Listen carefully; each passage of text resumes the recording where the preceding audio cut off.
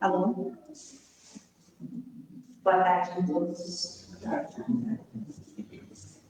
Só trazendo uns pequenos lembretes, né, de que nós temos as palestras na terça-feira às 8 horas da noite, na quarta-feira às 4 horas da tarde, nos sábados às 4 horas da tarde. E na segunda-feira nós também temos um trabalho que se chama Diálogo, que é às 8 horas da noite, em que a gente conversa sobre um assunto. Aí as pessoas podem falar também um pouquinho diferente do trabalho, mas muito interessante. Então, todos estão convidados a participar de todos os nossos trabalhos. Essa palestra de terça-feira às 8 horas da noite é um trabalho novo, então, se por acaso tiver algum vizinho, parente que queira vir à noite, esse é o dia. Nós também temos grupos de estudos que agora, em novembro, já estão se encerrando, mas no começo do ano que vem, em fevereiro, quem quiser vir estudar com a gente, podem nos procurar. Com certeza serão bem acolhidos, bem-vindos nos nossos grupos de estudos.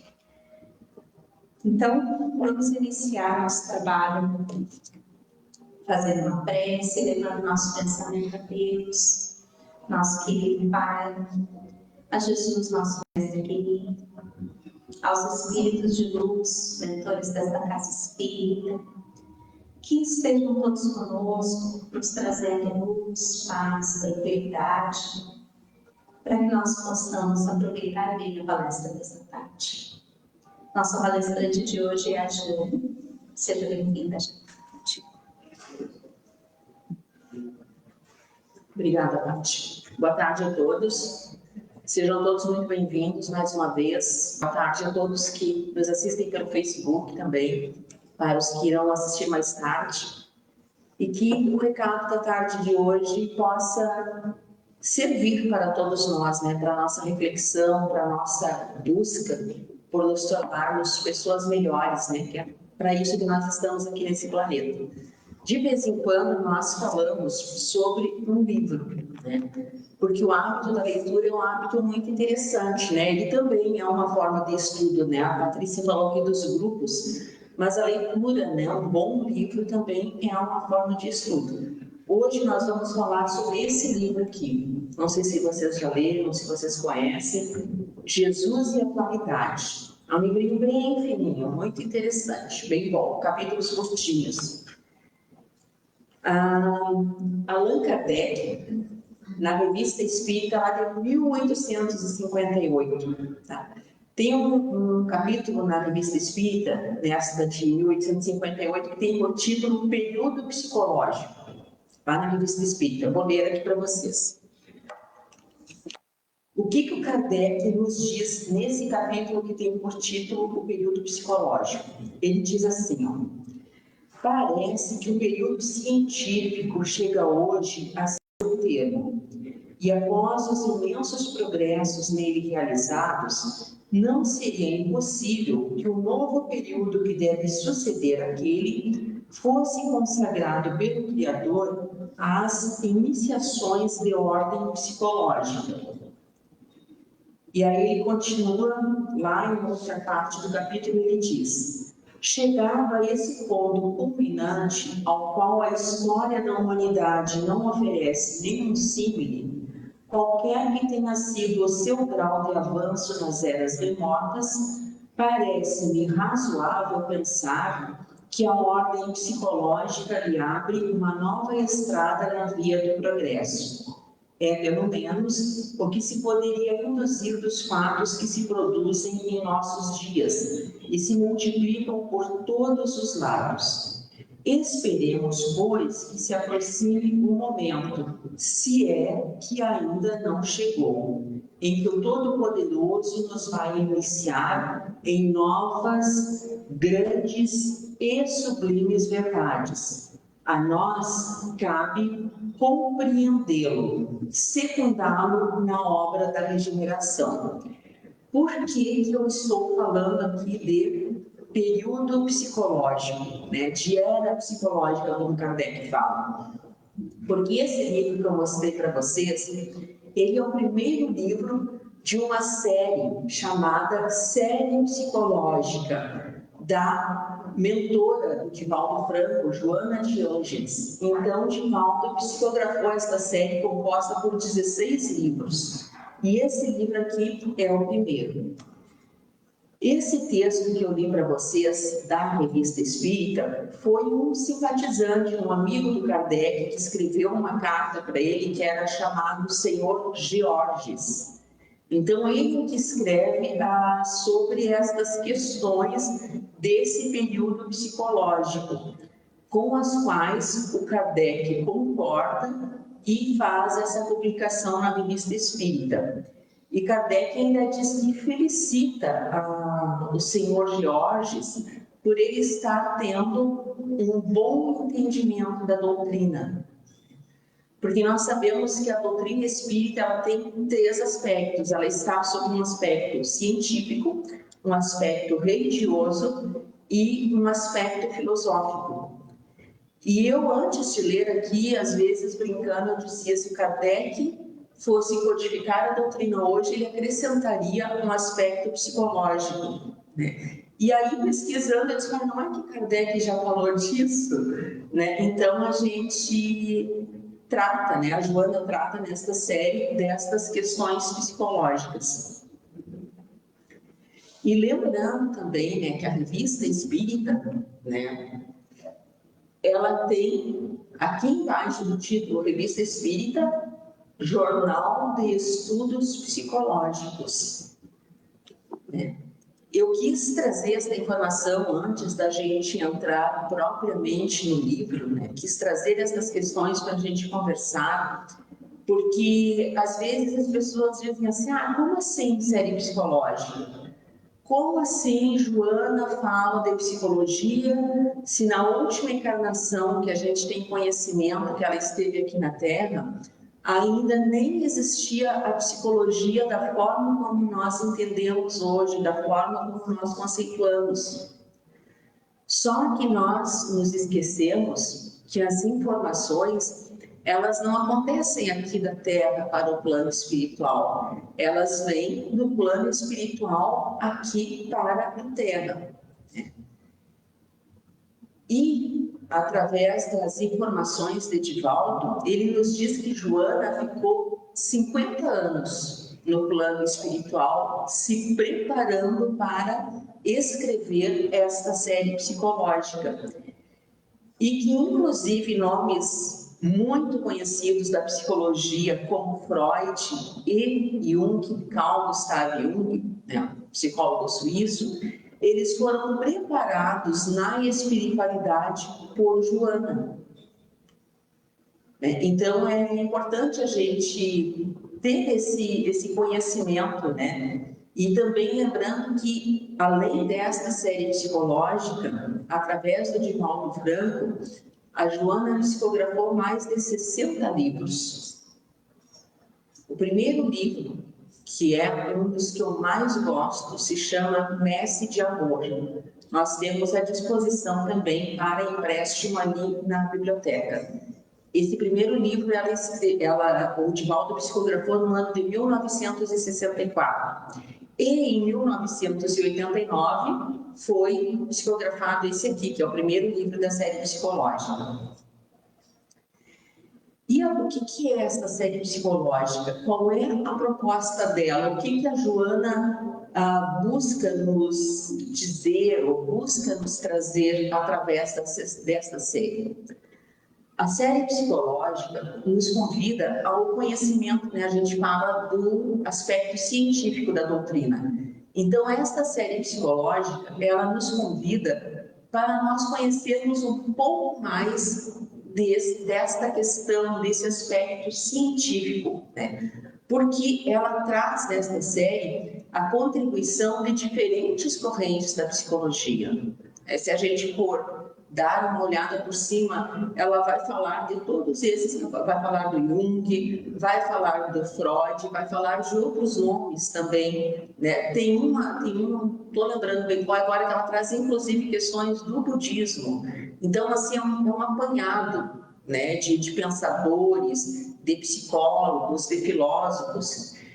E o que ela busca, assim, qual um dos grandes objetivos desta série psicológica? É uma questão ligada ao autodescobrimento, que nós possamos nos olhar, que nós possamos nos conhecer, né? Que nós possamos aprofundar um olhar sobre nós mesmos, sobre questões nossas, né? Que são importantes a gente se conhecer, né? E entender por que eu ajo desta forma em tal situação, por que tal situação me incomoda, por que esta questão me aflige, por que aquela pessoa me perturba, né? Então é isso que a Joana busca nesta série, né? E às vezes as pessoas dizem assim, ah não, mas é muito difícil. Eu pego esses livros da Joana, eu leio e eu não entendo nada. Eu posso dizer para vocês que não é tão difícil assim, que ela realmente tem uma linguagem mais erudita. Mas todos nós temos hoje um celular na mão, né? Tem uma palavra ali que tu não entendeu, vai no Google. Olha ali o significado da palavra. Uma oportunidade de a gente aprender também, de exercitar a nossa memória, né? Então, não é tão difícil assim, não. O que eu acho... Aqui, olha, é achismo meu, né? Assim, por que as pessoas não gostam? Porque a Joana, ela nos incomoda muitas vezes. Porque quando a gente vai ler ali, a gente encontra muitas coisas que tocam lá no nosso íntimo, né? Que são questões nossas.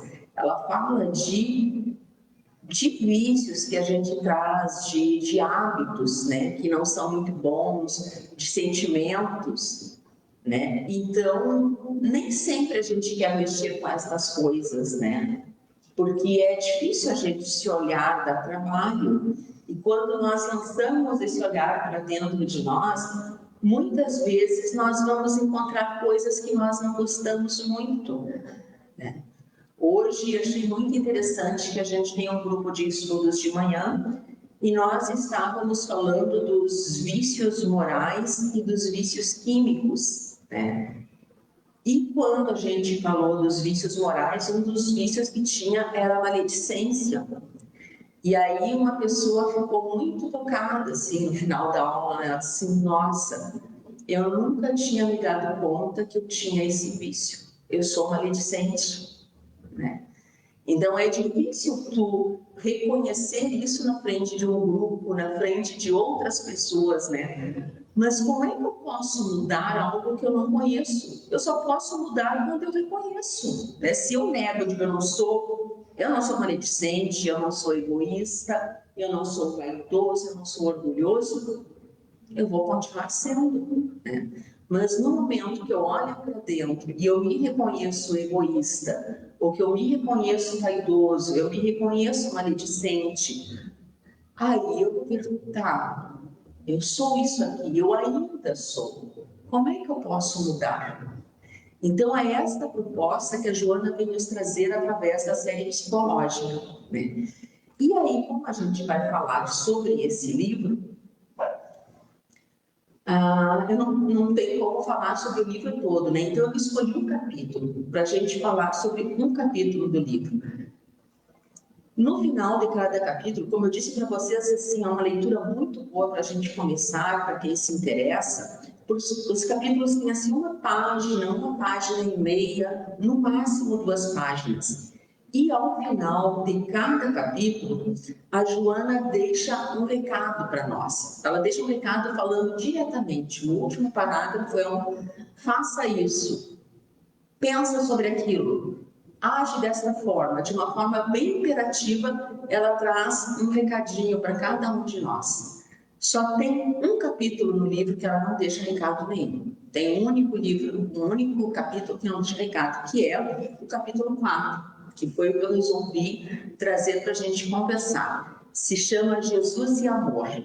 Então, assim, todos os capítulos desse livro é Jesus e alguma questão, né? Tem Jesus e desafios, por exemplo, Jesus e tolerância, Jesus e honra, Jesus e justiça, né?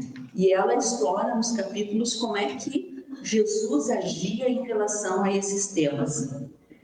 E nesse capítulo, Jesus e Amor, a Joana nos diz o seguinte: que Jesus, ele confirma a sua procedência e a sua realização como o ser, como o espírito mais evoluído que esteve no nosso planeta, que nós temos conhecimento. E ela fala que toda a vida de Jesus, durante todo o tempo que ele teve aqui, toda a sua existência, ela foi integrada profundamente com a consciência divina, conservando a sua individualidade em um perfeito equilíbrio psicofísico. Quer dizer, Jesus estava, como ela diz, perfeitamente integrado com Deus, integrado com essa consciência divina, mas sem perder a sua individualidade. Como consequência disso, como consequência dessa integração, ela diz que ele transmitia confiança. Não sei se vocês já assistiram uma série que tem no Netflix, é Chosen, né? Ali a gente percebe muito esse Jesus que a Joana retrata nas suas obras, né? O Jesus humanizado. Ela diz assim que a gente precisa conhecer, amar, trabalhar com o Jesus descrucificado, quer dizer, o Jesus fora da cruz, o Jesus humano, né? Porque nós, a maioria, somos oriundos, né, do catolicismo.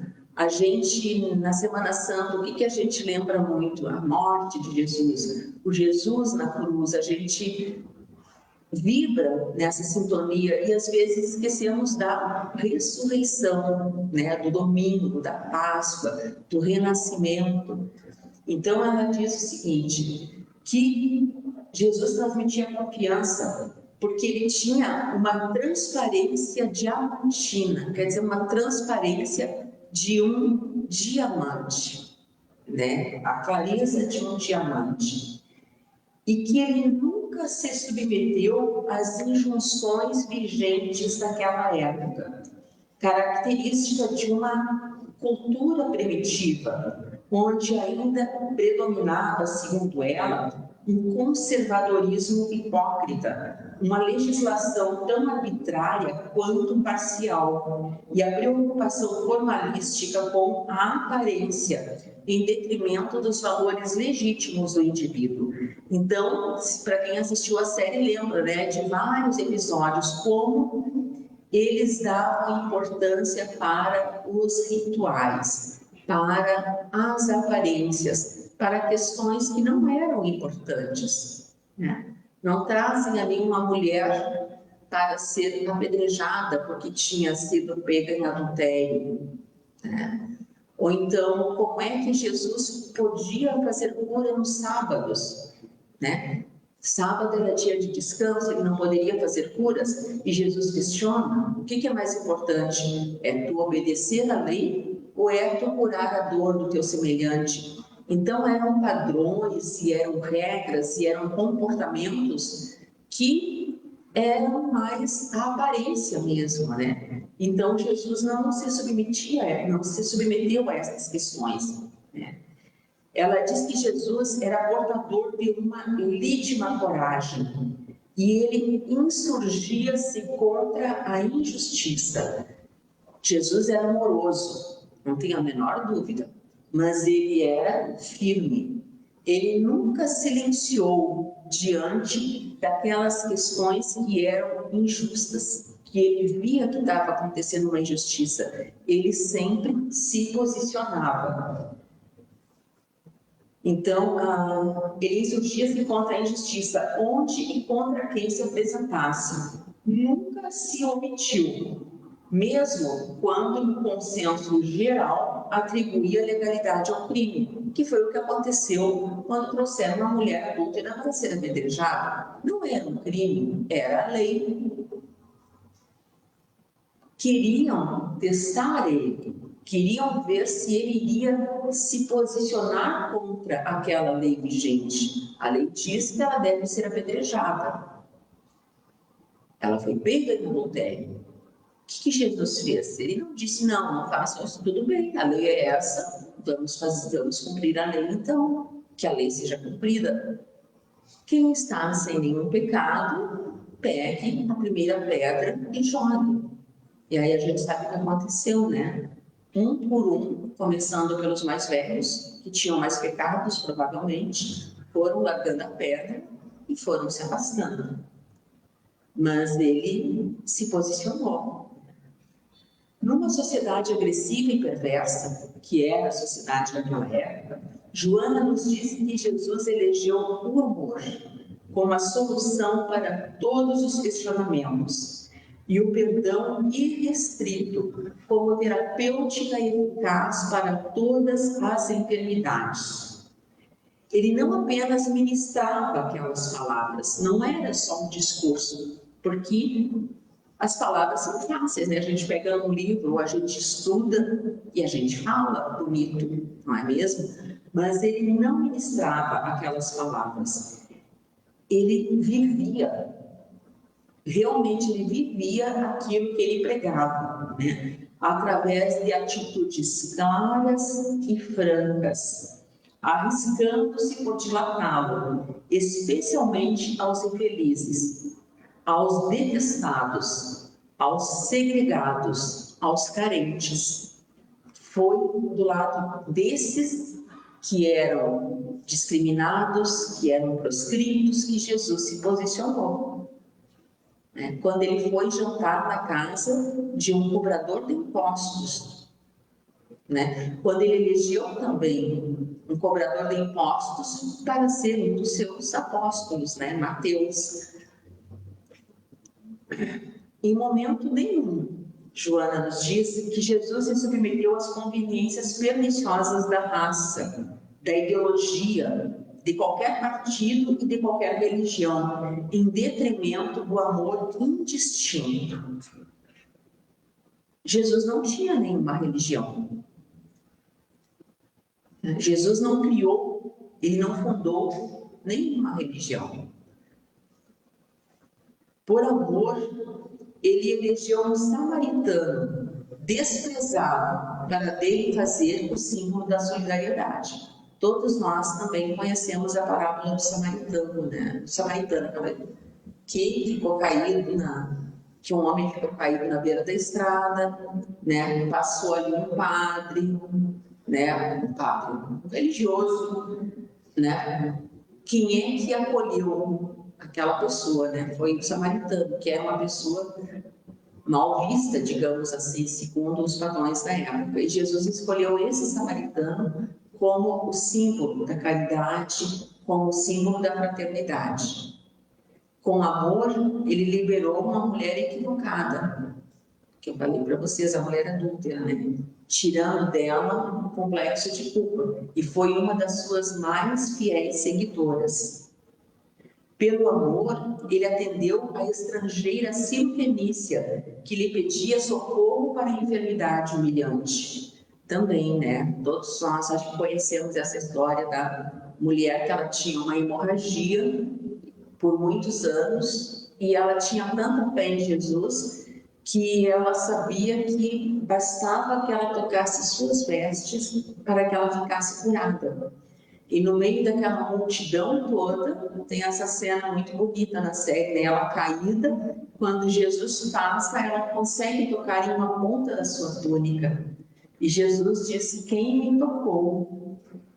E os apóstolos dizem: mestre, tem tanta gente aqui, tanta gente te tocou, como é que a gente vai saber quem foi? E ele disse: não, alguém me tocou, porque de mim saiu cura, E ela ficou curada. Tal era a sua fé. De amor estava repleto o coração do Cristo e as suas mãos.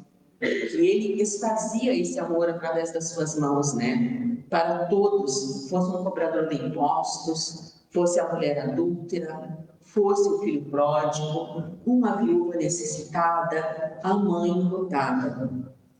Sempre havia amor em sua trajetória, iluminando as vidas e amparando os necessitados, os corpos, as almas. Ele compadecia-se de todos. No entanto, mantinha a energia que educa, edifica, disciplina e salva. Jesus era extremamente amoroso. Não temos a menor dúvida disso, eu acho, né? Mas ele era enérgico quando necessário. Ele era firme quando tinha que ser firme. Ele tinha disciplina. Porque não é porque a gente ama que a gente vai deixar tudo passar, não é mesmo? Uma mãe que ama os seus filhos, se ela diz sim o tempo todo, ela só diz sim para a criança pequena, o que vai acontecer? A mãe tem que ser firme, não é mesmo? Tem que disciplinar, tem que dizer não.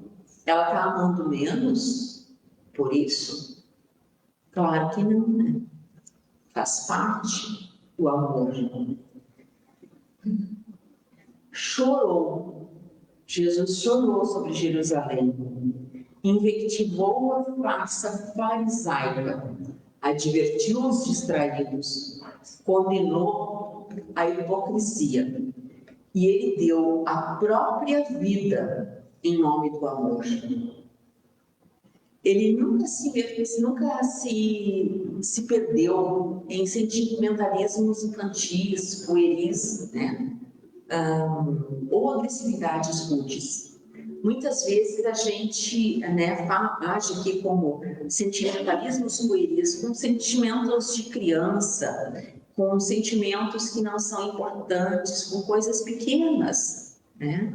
A gente age às vezes e somos ainda assim crianças espirituais, damos grande importância para coisas que são pequenas, que não são importantes, que não são fundamentais, e às vezes a gente acaba deixando de lado questões que são realmente fundamentais para o nosso crescimento, para a nossa evolução. O amor, Joana diz, norteava os passos, as palavras e os pensamentos de Jesus. E ele, segundo Joana, tornou-se e prossegue como sendo o símbolo do amor integral em favor da humanidade, a qual auspicia um sentimento humano, profundo e libertador. E aí esse capítulo se encerrou. Eu li todo um capítulo para vocês, como eu disse, para verem como é curtinho. E, como eu disse, esse é o único capítulo que Joana não deixa nenhum recado, porque todos os outros ela deixa um recadinho para o leitor. Esse aqui é o único. Por que será que Joana não deixa nenhum recado nesse capítulo? Porque o recado é esse, é o amor. Esse é o grande recado de Joana e esse é o grande recado da doutrina espírita, o amor. Porque a gente estuda, a gente está aqui às vezes estudando há 20, há 30, não sei quantos anos. Mas será que nós já aprendemos a amar? Será que nós já aprendemos a exercitar o amor? Eu amo a minha colega que pensa que nem eu, que faz as coisas que eu acho que tem que ser feitas, que vai mais ou menos no meu caminho. Mas e aquele que pensa diferente? E aquele que se posiciona de um jeito que vai contrário ao meu pensamento, que vai contrário àquilo que eu acredito? Eu amo também? Esse não. Por quê? É fácil a gente amar quem pensa como a gente, não é mesmo? Mas é difícil a gente amar aquele que nos provoca, aquele que nos transmite sensações que não são boas, aquele que nos incomoda. E o que Joana faz aqui? Quem é que mais precisava? Era aquele lá, era o ladrão, era o cobrador de impostos, era a mulher adúltera, e Jesus amou esses infinitamente. Então, esse é o grande recado do livro e da doutrina espírita, é o amor. Nós, às vezes, achamos que podemos salvar o outro, Nós achamos que podemos resolver o problema do outro. Não podemos. Não podemos salvar ninguém, nem os nossos filhos. Nós só podemos salvar nós mesmos. E como é que a gente vai se salvar? Através do amor. Então, esse é um grande recado para a gente levar na tarde de hoje, para a gente pensar. E convido a vocês que possam pegar esse livro emprestado na biblioteca, que possam comprar, se quiserem, que possam ler, para começarem a se familiarizar com esse tema que é tão importante, com essa série psicológica da Joana. E antes de devolver a palavra para a Patrícia, sempre que eu falo sobre algum livro, eu gosto de trazer um livro, né, para vocês. E eu trouxe 2 livrinhos para dar de presente hoje. É só vocês colocarem a mãozinha embaixo da cadeira. Quem tiver um papelzinho embaixo da sua cadeira, pode vir aqui pegar o livrinho. Se tem um, então pode vir aqui pegar. Olhem bem, eu estou vendo gente que não olhou direito. Do outro lado, Elane. Muito obrigada.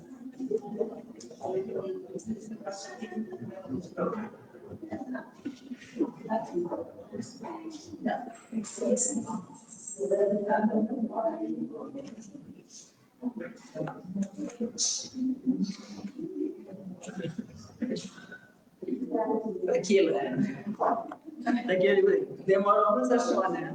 Então tá, gente, eu tenho certeza então que 2 pessoas, pelo menos, espero que leiam, né? E os que não levaram o livro, espero que peguem ali na biblioteca, que adquiram, que possam ler e se familiarizar um pouquinho mais com Joana de Ângeles. Muito obrigada pela atenção de vocês. Vou devolver a palavra para a Patrícia.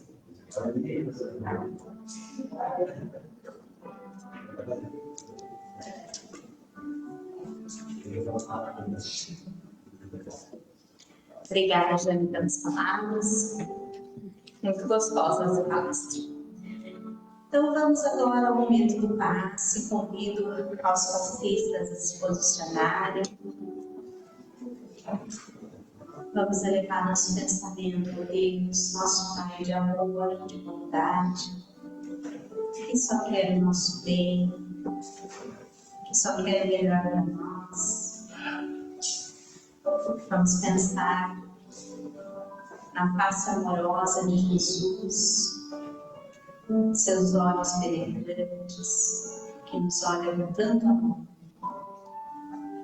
Vamos pensar nos espíritos de luz, nossos amigos espirituais, que diariamente estão conosco, tentando nos inspirar, tentando nos orientar, nos guiar. E vamos agradecer a todos eles pela presença em nossas vidas, pelo esforço que eles fazem em nos auxiliar nos nossos dias, pela proteção que eles nos trazem. E vamos pedir que eles não desanimem de nos ajudar sempre, de nos auxiliar, de nos inspirar nos pensamentos. Peçamos também a Deus pelos nossos amores, pelos nossos parentes, que nossas dores e a dessas pessoas que nós amamos sejam aliviadas, que nós possamos receber energias de luz, de paz, que nós possamos ser confortados pelo Evangelho de Jesus, que nós possamos introjetar dentro de nós todo o amor de Jesus por nós, o amor de Deus por nós, o amor dos Espíritos de luz por nós, e que nós possamos tentar colocar esse amor, essa luz nos nossos dias. Vamos agora só um momento para a finalização dos passos.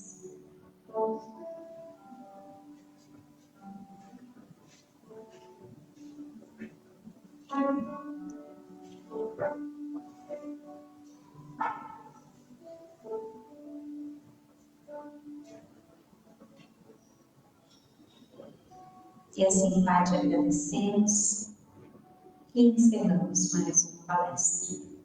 Todos vão em paz, que Jesus e Deus nos acompanhem, que assim seja.